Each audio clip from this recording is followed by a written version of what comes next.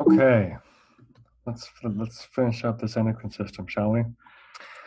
Okay, so thinking back to homeostasis and how hormones work with a negative feedback type mechanism. Okay, so let's talk about this again.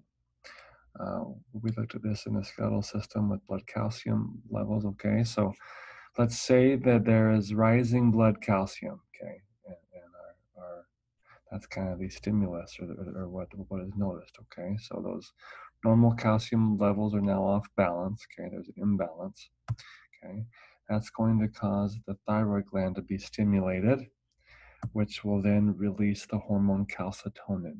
Okay, calcitonin is going to stimulate calcium to be deposited back into the bone. Okay, remember the cells that do that? That's the osteoblasts. They'll be the ones that will take that. Okay, and so that will restore the imbalance and restore homeostasis back into the blood. Okay. Now, if there's a falling or a low blood calcium level, that's going to stimulate the thyroid gland, or really the parathyroid glands specifically, to secrete parathyroid hormone. Okay, parathyroid hormone is going to stimulate the osteoclasts to break down the bone and release calcium into the blood. Okay, with that calcium released into the blood, it's going to restore those low blood calcium levels to homeostatic levels. Okay, and balance is restored. Okay, speaking of balance, I watched during this pandemic with my kids that cartoon Avatar: The Last Airbender. I highly recommend it if you guys like that sort of stuff. I didn't think I would, but I really liked it. So, and it's all about balance in that show too. Sorry, fun stuff. Okay, so here's a picture of that chart all together. Okay, with those just how the body works. There'll be a test question on this, kind of an essay question. I want you to know how this works, to be able to explain it, type it out, know the words, know how to spell them. Okay. So our adrenal glands sit on top of our kidneys, and there's two regions here. There's the adrenal cortex, which is the outer region, that has three layers. Okay, these three layers are there's a secreting area, um, basically for mineralocorticoids, glucocorticoids, and then our sex hormones. Okay, there's different areas for each of these. But then there's our adrenal medulla or adrenal medulla, which is on the inside. Okay, so there's those adrenals on top of the kidneys. Again, remember the two different parts: the cortex with the three layers, and then the medulla. Okay. Some more pictures of this. Some more here: the cortex, the medulla. You can see these different areas for the mineralocorticoids, the glucocorticoids, and the sex hormone secreting area, all part of the adrenal cortex. So hormones of the adrenal medulla are epinephrine and norepinephrine, okay, or adrenaline or noradrenaline. These hormones help prepare the body to deal with short-term stress during the sympathetic fight or flight response. They help increase our heart rate, our blood pressure, our blood sugar levels, okay? They help our lungs to dilate so we can breathe better, um, so that we can run faster and maybe have a bit more strength, all that sort of stuff. It's all fight or flight response. Okay. And so then in the adrenal cortex, we've got a hormone called aldosterone. That's a mineralocorticoid. It's produced in the cortex to regulate water and electrolyte balance. It targets the kidneys. Okay, this causes sodium to be conserved and potassium to be secreted or excreted. Its production is stimulated by the renin and aldosterone. Production is inhibited by atrial natriuretic hormone. Okay, atrial natriuretic peptide. There's a couple different names for it. ANP. That's fine. You can see this here, what happens there. If we get stress, our anterior pituitary secretes adrenal corticotropic, adrenal, I say it really fast, I apologize. With this Invisalign, it's hard to talk sometimes.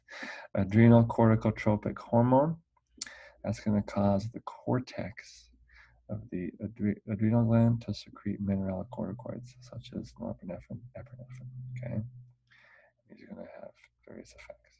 All right, increased water absorption, increased blood volume, blood pressure, all that stuff. Okay, so you can look at this slide here to get more familiar with what happens, how renin and angiotensin are involved in this as well. Okay. So cortisol is a glucocorticoid that comes from the cortex, and it's produced in the middle layer. It's kind of a stress hormone. Okay, helps keep our blood sugar levels normal in between meals. Helps us resist long-term stressors, released in response to increased blood levels by adrenocorticotropic hormone. So watch this. Short-term stress. Okay. So we get stress, the adrenal medulla is going to secrete a short-term stress response due to that sympathetic response, norepinephrine, epinephrine, okay? Increased heart rate, increased blood pressure, all that stuff. With long-term stress, okay, it's going to release the corticotropic hormone cortisol, okay? ACTH is going to cause the cortex to secrete cortisol, a mineralocorticoid, okay, for long-term stress response, okay?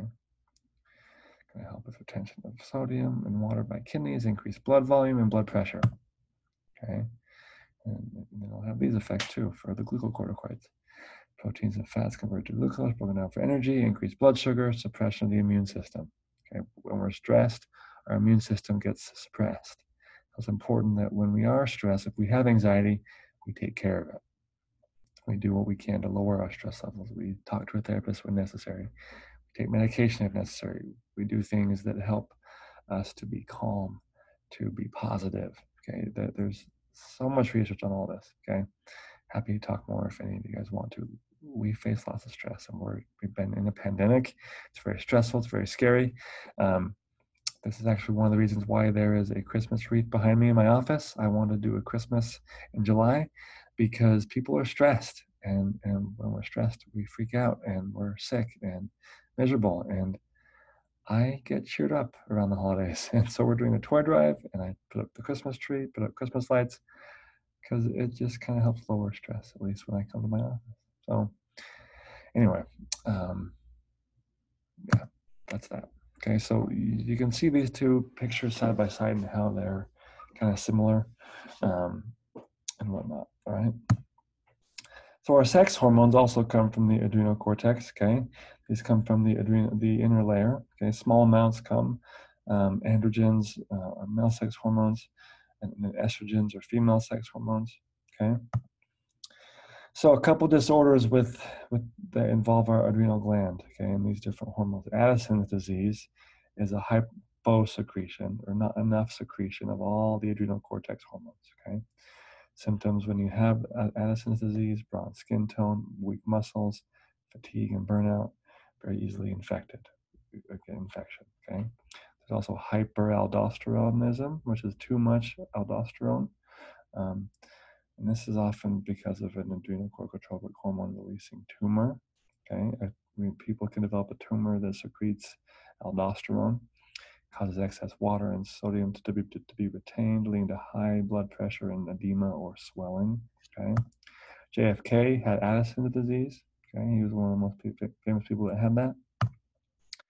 Cushing's syndrome comes from a tumor in the cortex and can lead to different issues and symptoms such as a moon face, a buffalo hump. I'll show you a picture here in a second. High blood pressure, hyperglycemia, weak bones, depression. Oftentimes, if a female develops Cushing's syndrome, she can develop masculine traits because there's too many male sex hormones being released. Okay, and so they can get a male or get a beard, male distribution of hair growth. All right. Here's a picture of this Cushing syndrome. You can see kind of that thick pads in the back of the other shoulders. That's a buffalo hump. The moon face, kind of saggy cheeks. Red striations can also occur. Poor wound healing is another common symptom. All right. See this picture as well. That moon face, the striations. Okay. More of that.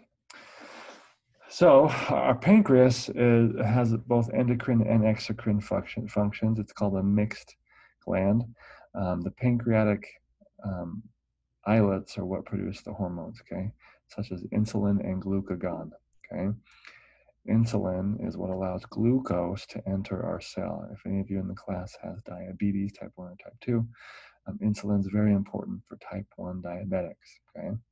They're often insulin resistant, and so or their bodies don't produce enough insulin, and so it makes it hard for enough glucose to get into the cells. And so insulin is what allows that transport to take place, okay. It can also help the liver to store glucose as glycogen, okay.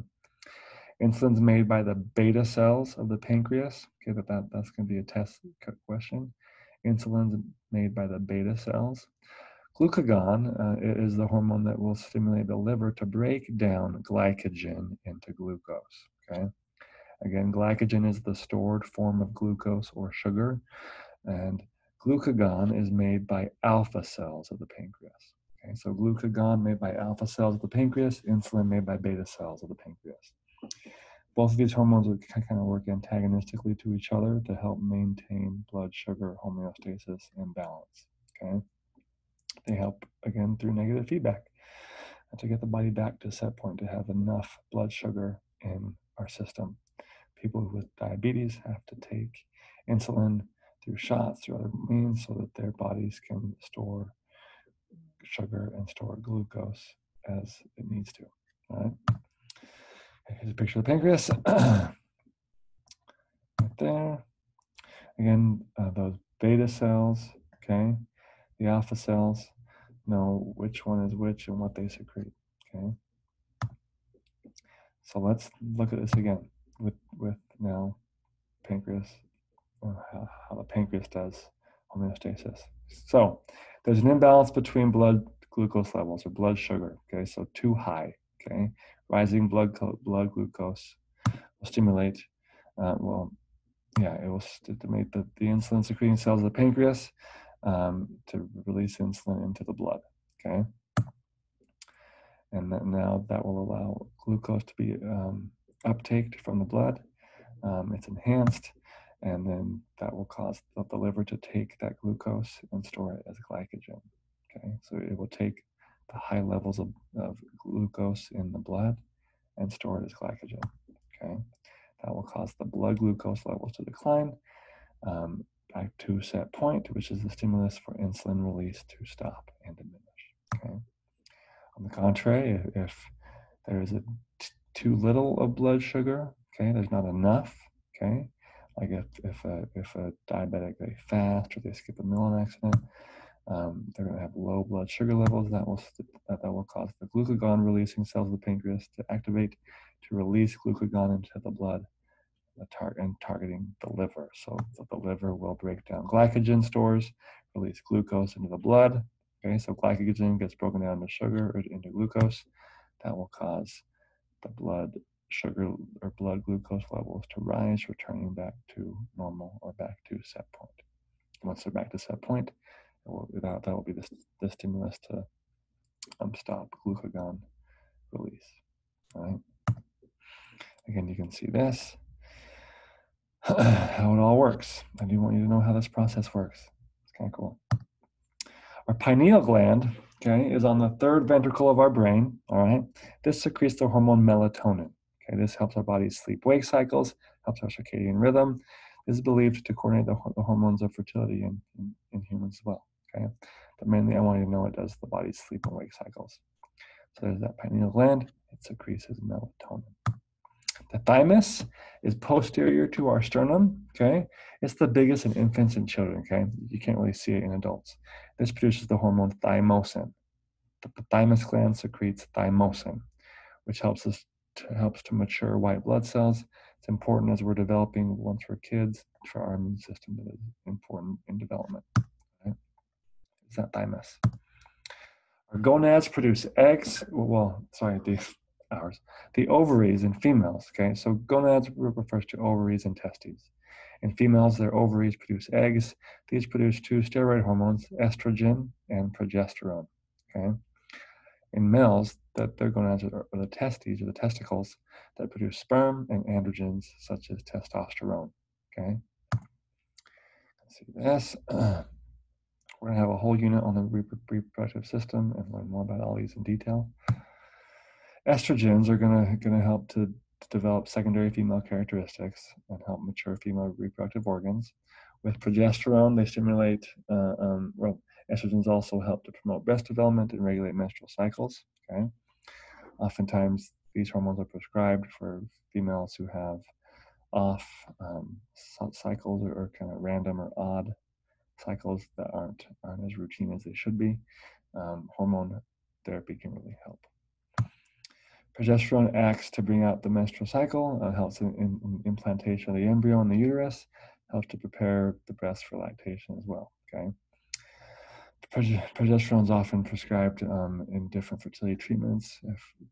If anyone here does like in vitro fertilization, other things along those lines, these hormones are very, very important. Okay. Hormones of the testes. Okay, so the testes produce several different androgens. Testosterone is the most important. It's responsible for the male secondary sex characteristics, produces growth and maturation of the male reproductive system. It's required for sperm cell production. Okay, testosterone does sperm cell production. Other hormone-producing organs and tissues in our body involve the small intestine, parts of the stomach, our kidneys, the heart. We're not going to go into all the specifics in this class. Okay. We just want all the major glands and the organs that I've already talked about. So again, this chart here to finish up is great to kind of get a good idea and understanding of some of these other hormones and other areas that secrete things in the endocrine system. We're not going to have to know a bunch of these things yet, okay? I will talk about a couple of these as we get into like the digestive system and whatnot, but for the endocrine system, just stick to the major ones, the major players. All right. Our placenta in females after birth also does a couple of things. Okay, it produces hormones to help maintain pregnancy. They play a part in the delivery of the baby. It produces what's called HCG, human chorionic gonadotropin hormone, in addition to estrogen and progesterone and other hormones too. So that's basically the gist of the endocrine system, okay? Again, know the major glands, the hormones that they secrete, their target and what they do, and then know the conditions that I went over, okay? If they're caused from too much or too little of that specific hormone, all right? Any questions, shoot me an email. I am here to help.